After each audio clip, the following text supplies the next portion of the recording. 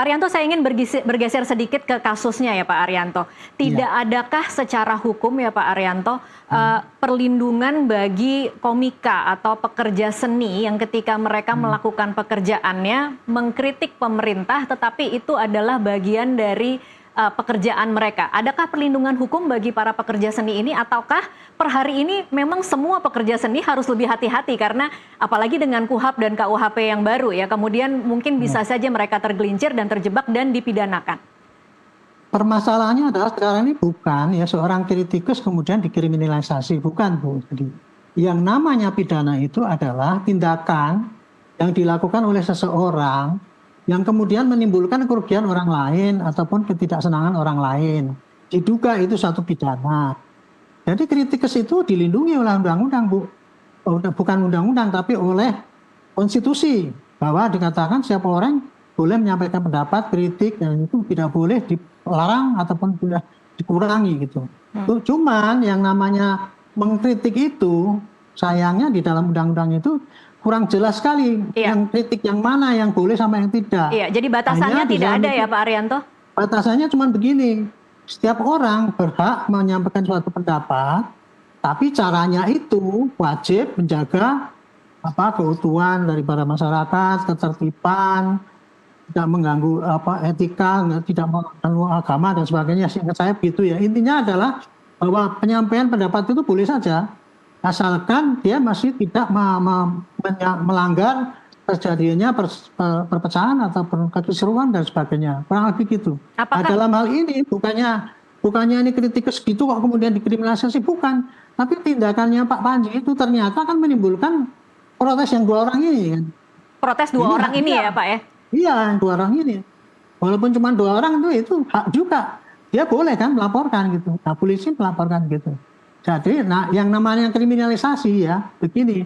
Kalau ternyata nanti polisi itu manggil dan tidak cukup bukti bahwa dia itu melanggar pidana, nanti tetap dia terus dilakukan penyidikan, itu namanya kriminalisasi.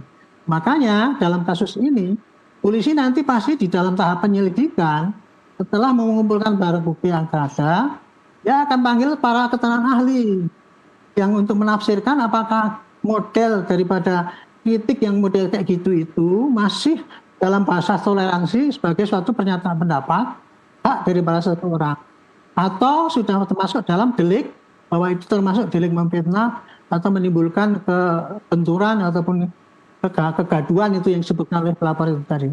Itu nanti yang menentukan itu adalah para ahli yang dipanggil oleh penyidik di dalam tahap penyelidikan itu. Sehingga polisi tidak sewenang-wenang langsung mengatakan bahwa ini masuk pidana atau tidak. Disitulah letak kehati-hatian hukum ya, untuk menghormati semua hak orang. Ya, pelapor juga berhak melaporkan. Tapi Pak Panji juga berhak dilindungi kan. Kalau memang dia itu memang tidak melanggar aturan yang ada, ya pasti nanti akan diselesaikan. Tetapi bukan berarti oh itu Pak Panji sekarang udah nggak melanggar, nggak usah diteruskan. Saya nggak sependapat dengan cara itu. Oke. Hukum harus diterangkan sesuai dengan aturan hukum yang ada. Oke. Artinya kalau untuk per hari ini Pak Arianto, bagi pekerja seni lainnya atau komika-komika lainnya yang akan manggung dan punya materi yang kemudian berisi kritikan terhadap penguasa pada pemerintah atau kritikan terhadap organisasi-organisasi, bagaimana mereka harus kemudian membaca rambu-rambunya agar tidak terjebak dalam kasus yang sama seperti Panji? Rambu-rambunya ya ada kan, walaupun kalau diartikan agak susah ya, karena kita boleh menyampaikan pendapat. Apa saja pendapat silahkan di depan umum, tetapi harus menjaga jangan sampai terjadi ya perpecahan. Jangan sampai menimbulkan mengganggu ketertiban umum. Jangan sampai mengganggu persatuan bangsa. Jangan sampai melanggar aturan-aturan susila ataupun agama dan sebagainya, dan termasuk tidak melanggar undang-undang. Nah, ini masalahnya di sini. Orang komika mengkritik dan sebagainya, tapi isinya kemudian kok akan mirip dengan tindak pidana penghinaan atau pelecehan atau kemudian hasutan dan sebagainya. Karena ada undang-undang yang mengatur itu. Jadi di sini para komika itu ya bebas saja bicara, cuman ukurannya adalah jangan sampai yang disampaikan itu sampai menyinggung orang lain, itu ukurannya pada diri pribadi orang masing-masing. Iya, sangat subjektif sekali berarti ya Pak Arianto? Sangat, sangat subjektif gitu. Oke, oke. Baik Pak Arianto, dengan adanya KUHP yang baru, apa implikasinya terhadap polisi ketika akan memproses kasus ini? Ini ya karena masa peralihan ya, kemarin agak debatable karena apakah ini nanti akan dilakukan dengan KUHP yang baru atau yang lama. Karena kejadiannya itu kan dulu sebelum Desember kan gitu Iya. kan. Nah itu apakah masuk atau tidak, ya nggak apa-apa. Ini tapi polisi pasti karena dilaporkannya sekarang ada ya dia teruskan. Di dalam peraturan petunjuk oleh yang disampaikan Pak Kapolri sudah menentukan itu. Kalau laporan itu kejadiannya itu sebelum Desember, maka masih pakai KUHP yang lama, kurang lebih begitu ya Bu ya. Baik. Tapi kalau sudah, maka pakai KUHP yang baru. Kemudian kalau kejadiannya itu beruntun gitu ya, kan ini kan Desember dan sampai sekarang kan terus efeknya sampai Januari kan terjadi kegaduhannya sekarang. Nah, berarti kan itu kejadiannya dihitungnya pada sekarang ini juga kan gitu. Nah, itu masih debatable. Makanya itu polisi harus melakukan penyelidikan. Dan penyidikan itu nanti akan mengambil para ahli. Para ahli itu yang dipanggil juga dan polisi juga akan koordinasi dengan jaksa. Sehingga nanti ketika akan menentukan itu penyelidikan atau penyidikan itu sudah semua pihak diajak berembuk gitu. Itu namanya dengan gelar perkara atau apa gitu. Sehingga polisi tidak mengkriminalisasi seseorang yang menyampaikan pendapat gitu. Oke, baik. Pak Arianto, kalau ini kemudian akan terus dilanjutkan, kemudian polisi akan memeriksa dan nanti misalnya akan ditingkatkan ke penyidikan, kira-kira komponen-komponen atau elemen-elemen apa saja yang memungkinkan bahwa kasus ini kemudian bisa ditingkatkan ke penyidikan dan mungkin Panji bisa ditetapkan sebagai tersangka? Saya tidak bisa menentukan ya Bu ya, karena ini tergantung dari bukti. Bukti yang dikumpulkan oleh penyidik itu apa, rekaman-rekaman itu apa, misalkan kata-kata, itu kata-katanya apa. Nanti kata-katanya itu akan dianalisis oleh para ahli pidana. Oh ini analisisnya adalah mengandung ujaran kebencian atau tidak. Apakah itu mengandung penghinaan apa tidak. Itu jadi tergantung daripada analisis bukti-bukti yang ada Bu. Gitu. Dan itu pun nanti ditanyakan kepada Pak Panjinya itu juga. Dia waktu mengatakan itu. Apakah ada niat atau tidak, atau pure dia bahwa itu sebagai pekerjaannya dia, saya tidak berniat itu gitu, kurang lebih begitu. Jadi itu yang nanti akan menentukan apakah itu nanti naik penyidikan apa tidak gitu. Oke, masih ada jalan mediasi tidak sih Pak Arianto? Mungkin nggak kasus ini berhenti tanpa masuk ke penyidikan atau tanpa polisi harus memproses begitu? Harus seperti apa misalnya kalau ingin jalan damai? Dengan KUHP yang baru ya, sekarang karena sudah KUHP baru itu.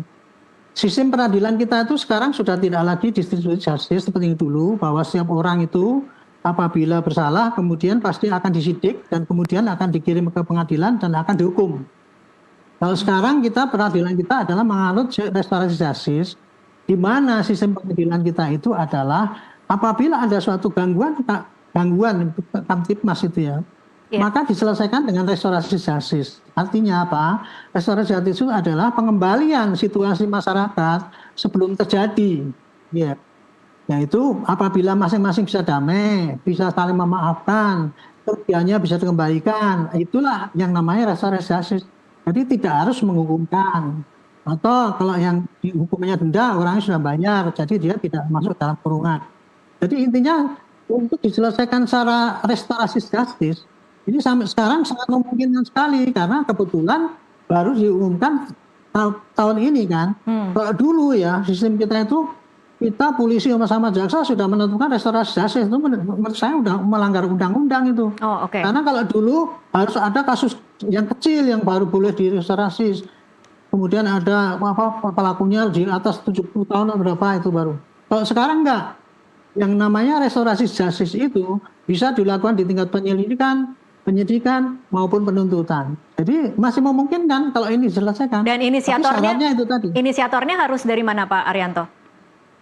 Enggak tahu dari mana-mana. Yang penting kalau saling memaafkan, kerugian dikembalikan dan masyarakat bisa menerima itu, selesai urusan itu. Dan itu sah menurut hukum memang diatur KUHP yang baru pun begitu aturannya lebih tegas seperti itu. Oke, baik.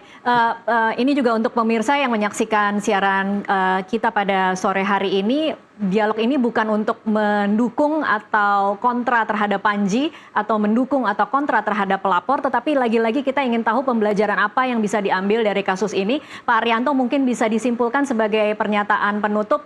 Ini kira-kira masyarakat harus belajar apa dari kasus pelaporan terhadap Panji di awal tahun 2026 ini? Ya, saya kira gini Bu ya, saya terima kasih diundang sini, jadi kepada masyarakat saya sampaikan bahwa sekarang ini eranya kita adalah bebas untuk berpendapat, menyampaikan kritik dan sebagainya.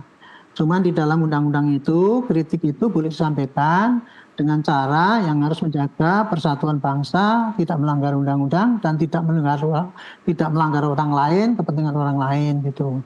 Adapun kalau bisa terjadi seperti ini ya, kita siapapun yang melapor harus kita lakukan, kita terima, tetapi tidak langsung kemudian itu pasti dikriminalisasi, tidak. Harus prosesnya mengalami penyelidikan, itu nanti akan secara transparan, polisi akan mengambil kesimpulan berdasarkan daripada keterangan-keterangan para saksi yang lain. Ini suatu pembelajaran yang mudah-mudahan lah para kritikus tidak takut ngomong lagi, tapi juga membatasi jangan sampai kritikannya itu menyinggung orang lain ataupun menimbulkan kekacauan atau kegaduhan. Saya kira ini pembelajaran yang baik sekali ya disampaikan di melalui. Bukan untuk ditakuti, tetapi lebih hati-hati berarti ya Pak Arianto? Ya, jangan sampai mengganggu orang lain, jangan sampai mengganggu lingkungan, kira-kira itulah. Oke, baik. Terima kasih Pak Arianto untuk waktunya bersama kami di NTV Prime. Sama-sama, terima kasih Mbak. Dan pemirsa tetaplah bersama NTV Prime, usai jeda kami masih akan kembali.